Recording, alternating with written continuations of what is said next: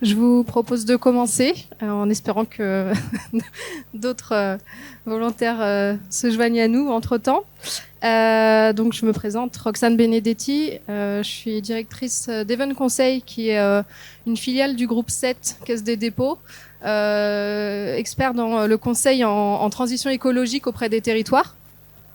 Et donc je suis là pour vous présenter effectivement le tout nouveau livre blanc de la 7 sur le tourisme en transition, rédigé en partie par Thomas Lamant, qui est directeur de la practice tourisme justement, et en association aussi avec Sociovision, qui a apporté sa contribution sur le volet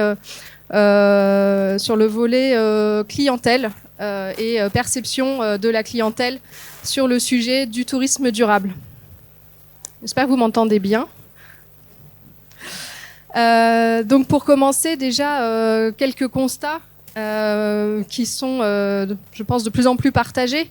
Déjà, effectivement, l'empreinte carbone annuelle du secteur du tourisme, tout confondu, a été estimée notamment par le biais d'une étude de l'ADEME à 11% des émissions de gaz à effet de serre à l'échelle nationale. Ce qui n'est pas rien, et qui représente même 11 l'empreinte carbone de 11 millions de Français annuellement. Donc un constat déjà assez fort sur la nécessaire transition du secteur du tourisme. Autre constat, je pense qu'il se voit de plus en plus aussi, c'est que le tourisme effectue aussi des pressions, comme toute activité anthropique finalement, des pressions sur l'environnement, sur les ressources, sur la biodiversité, notamment sur les destinations et les sites qui s'appuient sur justement des richesses naturelles pour définir une destination touristique autour, sur une nécessaire consommation énergétique effectivement liée à l'activité touristique. Et puis, autre constat, c'est que finalement, le tourisme génère une pression sur l'environnement, mais il est aussi impacté en retour par la modification des équilibres environnementaux et notamment par les effets du dérèglement climatique. Notamment, on le voit, c'est très marqué sur les milieux de montagne, puisque alors surtout du fait des modifications de l'enneigement, bien sûr, dont on parle beaucoup, en effet, mais aussi par finalement la modification de l'ensemble des équilibres naturels. On peut parler aussi du cycle de l'eau qui est modifié et qui impacte aussi finalement les territoires de montagne. Et puis autre territoire très touristique, bien sûr, le littoral, qui là aussi finalement est impacté par les effets du dérèglement climatique, notamment par les effets de recul de trait de côte qui viennent rapidement finalement impacter des activités touristiques, des hébergements, et ça de manière de plus en plus pressante. Et puis autre impact environnemental lié au tourisme, c'est notamment ce phénomène qu'on appelle de plus en plus le surtourisme ou le tourisme de masse, qui est de plus en plus décrié aujourd'hui, effectivement, à la fois finalement par les territoires, mais parfois même par les touristes eux-mêmes, et on le verra par la suite, avec parfois un double discours aussi finalement de cette clientèle qui vient voilà, se plaindre un petit peu aussi de l'afflux touristique en étant touriste lui-même. Et puis, du coup, par rapport à tous ces constats, ce qu'on dit aujourd'hui, c'est que finalement, c'est en remettant le territoire et les acteurs locaux dans la boucle dans la conception des politiques touristiques qu'on va réussir aussi finalement à adapter le secteur aux effets du dérèglement climatique, aux pressions environnementales que le secteur peut induire. Et donc, il y a vraiment besoin de se ressaisir de ce sujet-là par les territoires. Et donc, comme je le disais, sur l'approche clientèle, on a noté, notamment par le biais de Sociovision, qui a fait des études et a été questionné en fait les clients directement. On note des paradoxes très forts, notamment au regard de la prise de conscience de l'importance des enjeux environnementaux dans le tourisme. On a des touristes, bien sûr, mais comme tout le reste de la population, en tout cas une très grande partie, qui sont de plus en plus sensibles aux enjeux environnementaux et qui vont effectivement être de plus en plus, avoir modifié parfois certaines de leurs habitudes pour intégrer ces enjeux environnementaux, pour faire attention à leur propre empreinte environnementale dans leur pratique de tourisme. On a des touristes aussi, effectivement, qui ne souhaitent plus entrer dans une dynamique de tourisme de masse, qui viennent critiquer cette dynamique-là. Et on a par exemple Sociovision qui nous dit 64% des personnes interrogées déclarent qu'ils ne supportent pas d'aller dans les sites très fréquentés par les touristes. Pourtant, donc eux-mêmes ont ce geste et certainement participent finalement à ces dynamiques-là de tourisme. Et donc, malgré cette prise de conscience, on voit que les habitudes ne changent pourtant pas à la hauteur du discours qui est porté. On le voit très bien, par exemple, quand on parle du sujet de l'avion. On va avoir effectivement un rapport qui est un peu ambigu avec, par exemple, 80% des Français qui considèrent urgent la mise en place de quotas pour limiter les déplacements en avion dans un horizon de 5 ans. Et en même temps, on a près de la moitié qui souhaitent continuer à voyager de la même manière. Donc on voit bien ce paradoxe et ces injonctions un peu contradictoires qui viennent habiter l'acte touristique et qui vont nécessiter du coup derrière pour les professionnels aussi de savoir jongler finalement avec ces discours-là. On le voit aussi effectivement sur un sujet particulier de la consommation des biens quand on est en tourisme, puisque effectivement on a dans le discours des clients qui vont plébisciter largement le Made in France, vouloir effectivement que les territoires leur offrent du Made in France, et pourtant on voit quand on analyse les actes d'achat, finalement on ne retrouve pas cette dynamique-là et ces enjeux-là dans la réalité. Donc, ça veut dire qu'on a vraiment un décalage entre le discours et les actes et qu'il y a peut-être besoin, pour passer le cap, d'accompagner peut-être aussi ces habitudes, comme il y a besoin d'accompagner l'ensemble des modifications des habitudes de la population au regard de la transition écologique. Mais du coup, ça s'applique aussi finalement au secteur du tourisme. Sociovision identifie 3 freins pour lever les freins aux pratiques plus responsables dans le cadre du tourisme. On a un premier frein qui est psychologique, et je pense qu'on arrive tous un petit peu à voir. C'est effectivement le fait de passer le cap de renoncer au plaisir de la consommation. Effectivement, en plus, quand on est dans un cadre touristique, quand nous-mêmes on est touristes, effectivement on a envie, c'est un moment un petit peu de se faire plaisir, on n'a pas envie d'être freiné, on veut consommer ce qu'on a envie de consommer. Et là c'est vrai que du coup psychologiquement c'est difficile pour les touristes en tout cas, de modifier cette habitude-là, parce qu'ils voient finalement cette maîtrise de la consommation comme plus une contrainte à leur désir finalement de consommation, notamment dans le cadre de loisirs, que comme un acte finalement de responsabilité ou d'habitude plus écologique. On a un deuxième frein qui est financier. Financier, déjà parce que on constate que finalement l'offre aussi n'est peut-être pas en adéquation avec le besoin, ou en tout cas avec la volonté d'aller vers quelque chose de plus durable. On a besoin de là aussi construire de nouvelles offres de tourisme durable, de la compléter. Et puis on a aussi aujourd'hui un contexte d'inflation qui est assez favorable aux offres plus classiques et aux offres de tourisme de masse, comme on le dit, puisque effectivement on a tout ce qui est séjour finalement assez accessible, qui va être plus tentant aujourd'hui pour les personnes notamment qui ont des moyens plus limités. Et puis c'est un vrai enjeu aussi d'arriver à faire que ce tourisme soit en transition complète. C'est-à-dire que finalement le tourisme durable, ça ne peut pas être qu'une niche réservée finalement à des personnes qui en ont les moyens, parce que finalement cette transition elle ne sera que partielle, et si on veut que le tourisme soit globalement plus durable, il faut aussi qu'il y ait des offres accessibles finalement à tous, des offres durables accessibles à tous. Et puis dernier frein évoqué par Sociovision, c'est l'effet de milieu.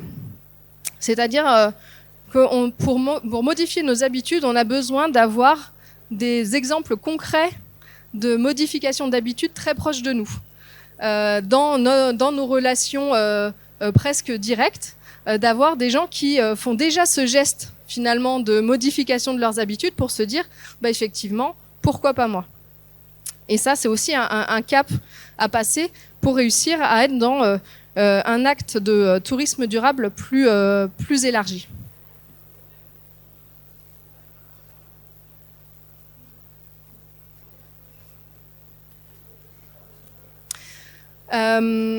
Du coup, dans ce livre blanc, ce que l'ACET souhaite faire passer comme message, c'est qu'aujourd'hui, on a aussi besoin d'outiller le secteur avec un référentiel qui soit vraiment facile à mettre en place, à la fois pour les professionnels, les destinations, mais aussi qui soit très lisible pour la clientèle.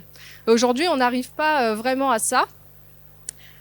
L'objectif, c'est de mesurer l'impact des différentes dimensions du tourisme et d'arriver à l'objectiver, ce qui n'est pas évident puisque finalement, on va avoir quelque chose de très transversal qui touche à beaucoup de sujets différents, et surtout d'arriver à trouver les bons indicateurs pour identifier ce qu'est une destination durable ou non. C'est vraiment là encore un enjeu, et pourtant, pour nous, c'est indispensable pour réussir à vraiment identifier qu'est-ce qu'une destination durable. Et ça, aujourd'hui, on n'arrive pas encore vraiment à bien l'identifier. On voit bien qu'il y a beaucoup de grilles aujourd'hui qui existent déjà. Il y a beaucoup de labels, de certifications différentes, avec des échelles différentes pour des territoires, pour des entreprises, qui vont avoir des grilles de lecture différentes. Certains vont être très axés bilan carbone, d'autres vont avoir une acception un peu plus large finalement du durable. Donc on comptabilise pas toujours les mêmes choses, ce qui veut dire qu'on a un manque de lisibilité aussi de tous ces labels et de ces certifications, et que finalement le client, le consommateur va peut-être être un peu perdu finalement et ne sait pas vraiment ce qui se passe derrière, et ce que ça veut dire concrètement quand il choisit une destination avec tel ou tel label, ce que ça signifie en termes de durabilité. Et puis on a aussi ces labels, ces certifications qui aujourd'hui demandent beaucoup de travail finalement aux professionnels, aux destinations, parce que il y a un certain nombre de critères à remplir, de justifications à fournir. C'est vraiment un gros travail pour arriver pour eux à obtenir certains de ces labels. Et pourtant, après, quand on se place du côté consommateur, finalement, des fois, on a juste une petite coche, une petite case à cocher pour avoir une offre qui répond à un certain label, mais on n'a pas on n'a pas toute la richesse en fait du travail qui a été porté avant pour justifier qu'on est durable ou pas. Et ce qui veut dire qu'on perd aussi de la richesse d'information, de la précision, ce qui est dommage parce que ça pourrait être aussi un guide dans le choix des clients, d'avoir un peu plus d'informations sur les destinations qu'ils choisissent. Et donc, pour nous, en tout cas aujourd'hui, il manque vraiment un outil un peu plus concret et efficace pour orienter les choix, qui puisse peut-être aussi un petit peu mettre tout le monde d'accord et avoir quelque chose de très lisible, et en tout cas peut-être un peu moins diffus que ce qui existe aujourd'hui. Alors, je ne sais pas si ça passe bien, mais je vais détailler un petit peu. Donc, dans ce référentiel, pour nous, il y a 6 enjeux environnementaux qui sont très importants à venir objectiver. et à prendre en compte, selon qu'on soit dans de l'atténuation finalement ou de l'adaptation au dérèglement climatique et puis globalement finalement à la transition écologique. On a un premier critère qui est la jauge, c'est-à-dire finalement la pression de la fréquentation touristique sur un site, sur une destination. On sent bien qu'aujourd'hui, de toute façon, il y a vraiment une volonté d'avoir une plus grande maîtrise de cette pression, de ce volume de fréquentation. On voit des destinations qui commencent vraiment à limiter le nombre de visiteurs, le nombre d'accès. On commence à voir certains musées qui s'interrogent sur quelle est la jauge à mettre en place pour avoir une visite de musée qui soit satisfaisante. Donc vraiment, c'est des choses qui commencent à arriver et pour nous, c'est intéressant et c'est même important d'arriver à objectiver ça et à accompagner les destinations dans l'identification aussi et l'évaluation finalement de la jauge acceptable, à la fois économiquement bien sûr, mais aussi en termes de pression. Autre enjeu, bien sûr, le bilan carbone. C'est quelque chose qui est très important aujourd'hui au regard du dérèglement climatique, en termes d'impact du tourisme sur le dérèglement climatique. Et ça va aussi permettre de gérer l'acte en lui-même de tourisme. On sait que le tourisme, son gros impact carbone, c'est les mobilités, le transport, et notamment le transport pour arriver à destination. Alors avec une grosse part bien sûr de l'aérien, mais surtout aussi tout ce qui est transport routier. Et donc l'objectif là dans cet enjeu-là, c'est vraiment de bien identifier finalement quel est le bilan carbone de chaque destination pour arriver aussi derrière à essayer de mettre en place les actions qui vont permettre de réduire ce bilan carbone et de s'améliorer aussi, d'être dans une démarche finalement aussi d'amélioration continue. Un autre enjeu qui est la biodiversité, puisqu'on a bon nombre de destinations qui sont liées à la mise en valeur de milieux naturels, d'espaces naturels. Et on sait que du coup, la destination, elle est fondée même sur finalement ce patrimoine, et que la détérioration de ce patrimoine va aussi finalement porter atteinte à la destination en elle-même. Et donc, il y a un vrai enjeu, au-delà de l'enjeu écologique, bien sûr, évident, il y a aussi un enjeu de pérennité de la destination que de préserver le patrimoine qu'elle met en valeur. Autre enjeu, les ressources naturelles, bien sûr. Alors, on va penser très vite et très facilement à la ressource en eau. En plus, aujourd'hui, dans le contexte actuel, c'est encore plus évident, mais il y a un vrai enjeu effectivement de limiter les consommations de ressources à toutes les échelles et du coup aussi par le biais du tourisme. On sait qu'il y a des territoires qui ont une consommation d'eau en période en haute saison qui est doublée, triplée par rapport au reste de l'année. Et donc il y a un vrai enjeu là aussi de voir est-ce qu'on est en adéquation avec ce que la ressource peut porter et peut approvisionner, parce que là aussi ça peut mettre en péril derrière finalement la destination, ou en tout cas ça va vite finalement rejoindre l'enjeu de la jauge, puisque finalement on pourra peut-être plus accueillir, et là c'est en train de se poser actuellement dans le sud-ouest. Il y a des hôteliers qui se posent la question de demain et peut-être qu'ils ne seront plus alimentés en eau, qu'est-ce qu'ils peuvent faire derrière en termes d'activité. Il y a un enjeu sur la vulnérabilité qui est lié aux risques naturels qui peuvent impacter l'activité. Alors, ça touche un peu moins la montagne, mais plus le littoral, de voir comment effectivement les risques qui sont intensifiés par les effets du dérèglement climatique viennent impacter les activités.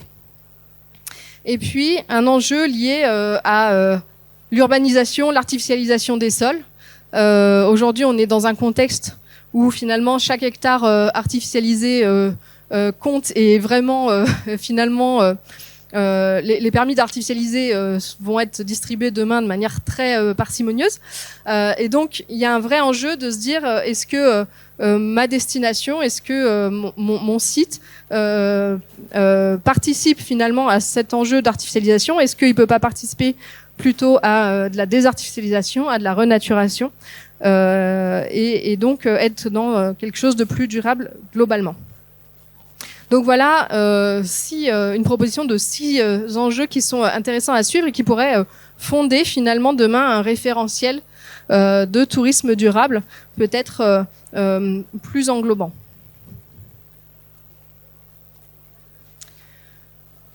Et donc, ce qu'on exprime aussi au travers du livre blanc, c'est qu'il faut aussi finalement créer une offre, une nouvelle offre durable finalement, créer davantage d'offres durables et d'offres du coup innovantes pour faire vraiment une transition du tourisme. Et donc faire en sorte que on ait une nouvelle mise en récit du voyage aussi. C'est un petit peu travailler avec les imaginaires du tourisme. On sait qu'il y a une grande partie d'imaginaire dans le voyage, dans le déplacement. Et donc l'idée, c'est de remettre ça en récit et d'essayer d'entrer davantage en résonance avec les valeurs, les désirs de la société, des citoyens. Et pour ça, on a identifié 3 axes. Déjà, un besoin de reconnexion à la nature qui est fortement exprimé par beaucoup de citoyens et par beaucoup de touristes, qui est donc de revenir un petit peu à l'essentiel et de proposer des offres qui permettent d'être davantage en lien direct avec la nature. C'est vraiment quelque chose qui est très recherché aujourd'hui. Il y a aussi ce besoin de proximité qui est davantage exprimé, c'est-à-dire de revenir à des destinations plus proches et du coup qui mettent en avant vraiment les grands espaces naturels français. On voit un regain vers les destinations, alors toujours nature, mais des Vosges, des grands massifs naturels, des grands massifs montagneux.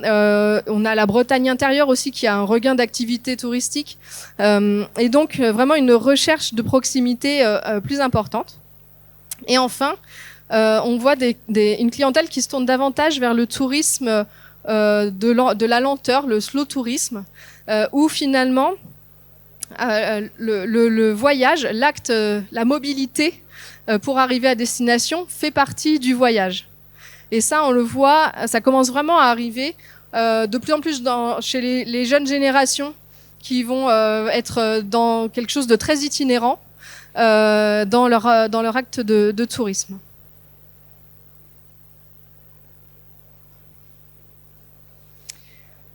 Et donc, pour répondre à ces enjeux, on identifie, alors du coup, vous ne devez pas voir grand-chose, on identifie 11 actions.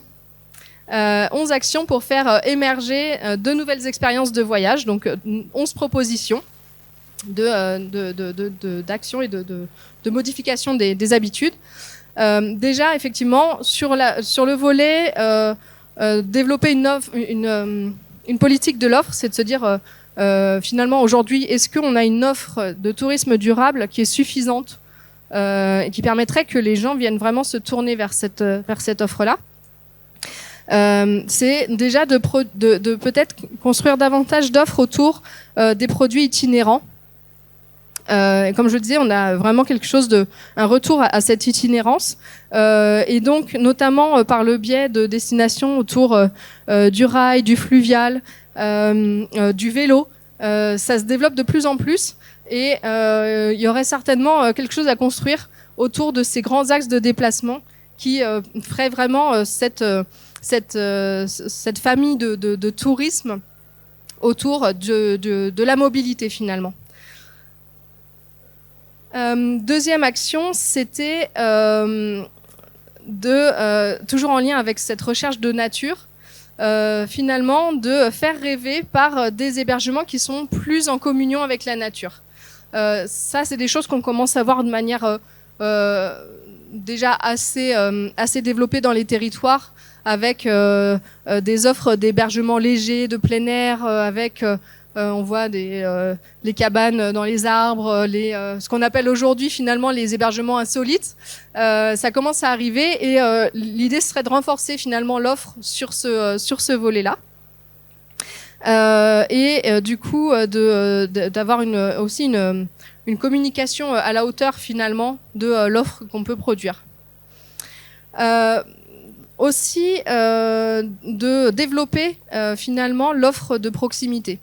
Là aussi, il y a un enjeu vraiment de volume et de se dire finalement, dans tous les territoires en France, on a toujours un patrimoine naturel, architectural, patrimonial. On trouve des points d'intérêt finalement paysagers, naturels, touristiques, qui pourraient être davantage mis en avant, peut-être mis en réseau aussi à l'échelle d'un territoire, pour constituer finalement une offre à part entière basée sur ces sites de proximité, ce qui permettrait aussi finalement d'avoir des destinations touristiques développées dans plusieurs endroits du territoire français, et notamment dans des secteurs qui aujourd'hui peut-être peuvent en être éloignés. On a en quatrième action le fait d'accompagner les sites touristiques dans leur transition économique et environnementale. On se rend compte qu'il y a une vraie demande des destinations pour être accompagnées parce que techniquement c'est complexe. La transition environnementale c'est en soi complexe et il y a un vrai besoin d'ingénierie, d'accompagnement en ingénierie des destinations, des sites pour les aider à faire cette transition environnementale. Mais également économique, parce que on est sur une activité économique, le tourisme, faut pas l'oublier, et donc il y a besoin aussi de construire un modèle économique qui permette cette transition environnementale, tout en satisfaisant aux exigences de l'activité économique en elle-même. Ensuite, deuxième famille d'actions pour maîtriser les impacts sur la nature. Il y a déjà effectivement d'encadrer l'immersion dans la nature. Ça, c'est des choses, donc, comme je le disais, on commence à le voir apparaître, mais c'est un vrai enjeu de pouvoir bien encadrer les activités pour préserver les ressources et le patrimoine sur lequel elles prennent place. C'est vrai qu'on a de plus en plus des loisirs et des activités de plein air qui sont en plein essor. Il y a une vraie demande, on le voit. Il y a une augmentation de la fréquentation depuis quelques temps. Alors peut-être sous l'effet aussi en partie du Covid, mais pas que. C'était déjà une dynamique observée avant.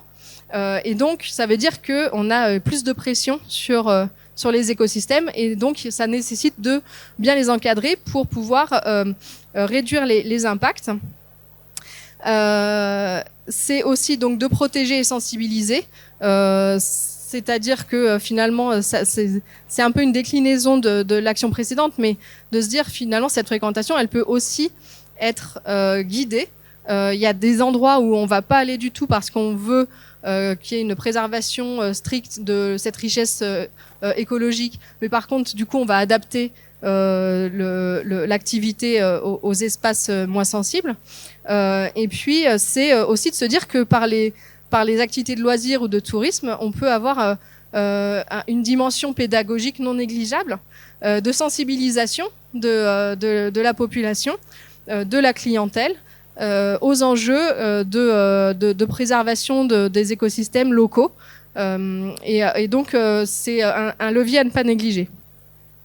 Et puis, avoir une vraie septième action, désartificialiser, renaturer, c'est avoir vraiment une réflexion plus globale sur les espaces qui sont aujourd'hui utilisés pour le tourisme, et d'identifier des solutions pour que finalement cet aménagement-là impacte le moins possible l'environnement, et que voire parfois on puisse être dans une renaturation, et dans une renaturation qui pourra peut-être générer une nouvelle destination et un nouveau site de loisirs et de tourisme. Et puis, dernier grand sujet, c'est comment on arrive à mieux gérer sa destination, c'est-à-dire de maîtriser, organiser les flux. Alors tout à l'heure, c'était en lien avec une sensibilité écologique, mais de manière plus globale. Effectivement, comment on fait pour éviter ce surtourisme, cet afflux parfois non maîtrisé et non maîtrisable, avec certaines communes certains habitants de communes très touristiques qui vraiment arrivent à saturation même, et et donc qui crée des conflits un peu d'usage aussi finalement du territoire. Et donc voilà, c'est comment on arrive à maîtriser et organiser davantage les flux. Notamment par le biais d'aménagements spécifiques qui pourraient permettre de déporter certains espaces de stationnement, par exemple, ce qui permet de décaler le flux. On a aussi tous les services un petit peu de gestion de flux, des réservations préalables, des choses comme ça, qui peuvent être mises en place pour gérer ce flux. Et puis, autre action, c'est comment on fait en sorte que l'aménagement de l'espace public participe aussi finalement à la gestion de la destination, puisque finalement c'est une part, c'est un aménagement à part entière qui sert aussi au tourisme, qui met en valeur parfois la destination aussi par le biais d'aménagements qualitatifs. Et donc, comment l'espace public et paysager peut venir un petit peu participer à cette gestion du flux aussi. Autre action, c'est d'animer et de piloter la transition. C'est un vrai enjeu. Comme je disais, c'est quelque chose de très complexe, la transition, parce que c'est très transversal, parce que ça met beaucoup d'acteurs autour de la table qui ont parfois des envies ou des exigences qui convergent pas toujours. Et donc, c'est vraiment quelque chose, un projet à part entière qu'il faut piloter. Et il y a vraiment une question de gouvernance à travailler autour de ça. Et notamment pour ce qui concerne la transition du tourisme, comment on arrive à travailler cette gouvernance pour guider finalement toute une destination vers un cap de tourisme durable. Et puis optimiser l'organisation territoriale des acteurs du tourisme. Là aussi, c'est comment on arrive à faire en sorte que avec moins de moyens, parce qu'aujourd'hui aussi, faut faire mieux avec moins. Comment, du coup, on arrive à optimiser l'énergie de chacun pour en tirer le meilleur parti et faire en sorte que ce soit le plus efficace possible et que on arrive à atteindre notre but de manière plus efficace. Et donc ça, pour nous, c'est également quelque chose à réfléchir. Donc voilà.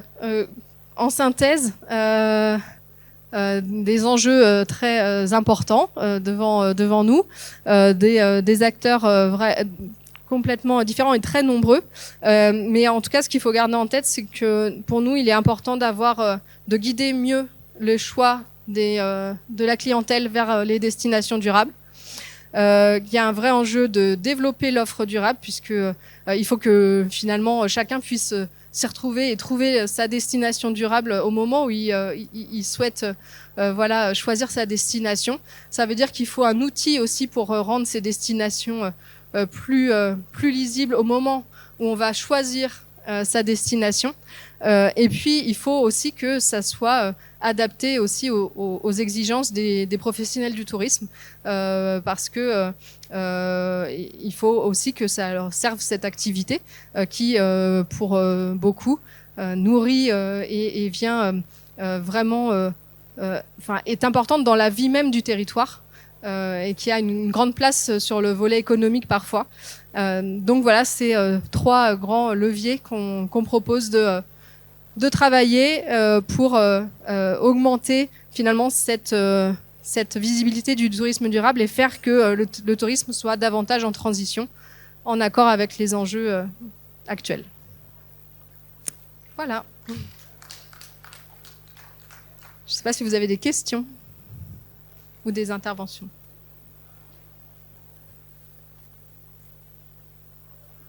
Ça s'enregistre, c'est ça ou c'est...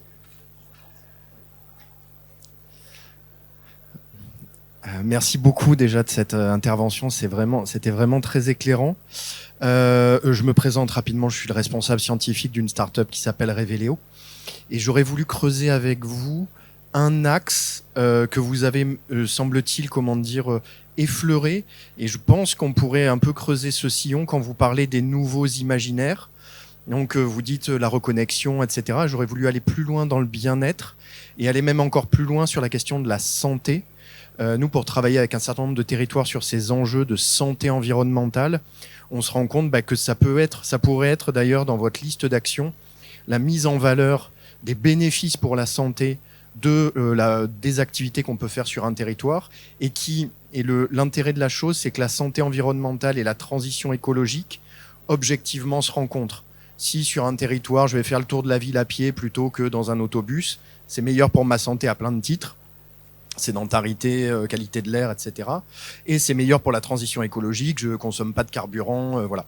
Et ça marche aussi sur le transport, qui est en effet le gros problème du tourisme. Donc voilà, sachant que maintenant, la science a quand même beaucoup progressé en termes de santé environnementale et qu'on est capable de montrer que telle ou telle activité ou que telle ou telle destination est objectivement meilleure pour sa santé physique et sa santé psychologique. La présence de nature est corrélée positivement à la baisse de dépression sur des territoires avec beaucoup de nature, par exemple. Voilà. Merci. Oui, tout à fait, vous avez complètement raison. Et on a d'ailleurs des destinations qui sont complètement orientées, effectivement, sur ces aspects de santé. Ça pourrait complètement venir compléter notre vision, effectivement, complètement. Est-ce qu'il y a d'autres interventions? Non? Je vous remercie en tout cas de m'avoir écouté. Et puis je vous souhaite une bonne fin de salon.